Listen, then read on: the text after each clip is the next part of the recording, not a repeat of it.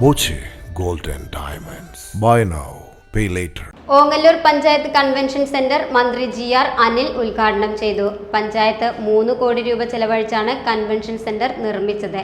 പഞ്ചായത്തിന് sports lottery വഴി ലഭിച്ച 2 കോടി രൂപയും പഞ്ചായത്ത് 1 കോടിയോളം രൂപയും ചെലവഴിച്ചാണ് നിർമ്മാണം പൂർത്തിയാക്കിയത്.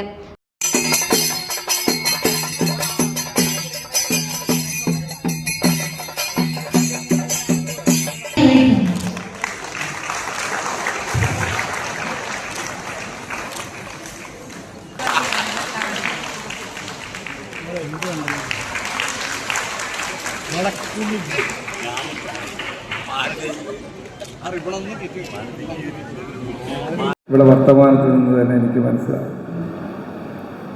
ഈ ഓഡിറ്റോറിയത്തിൻ്റെ മാത്രമല്ല, ഗ്രാമപഞ്ചായത്ത് 5 വർഷക്കാലം നാടിൻ്റെ ജനതയുടെ വികസന സ്വപ്നങ്ങൾ അക്ഷരം പ്രതി യാഥാർത്ഥ്യമാക്കിയ അഭിമാന ഭാഗത്തിലാണ്.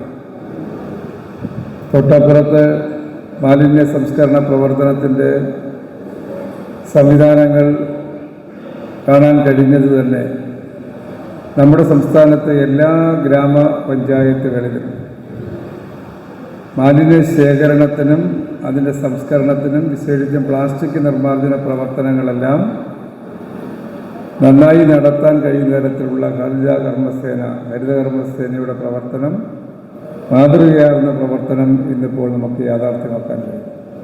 500-ലധികം പേർക്ക് ഇരിക്കാനും 450 പേർക്ക് ഭക്ഷണം കഴിക്കാനും കഴിയുന്ന തരത്തിലാണ് ക്രമീകരിച്ചിട്ടുള്ളത്. വിശാലമായ പാർക്കിംഗ് ഏരിയയും ഉണ്ട്. മുഹമ്മദ് മോഹസിൻ MLA അധ്യക്ഷനായി.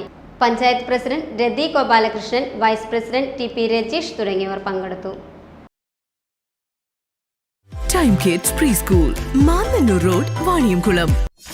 .view news. കാഴ്ചകളാണ് ലോകം, കണ്ടു തുടങ്ങുക.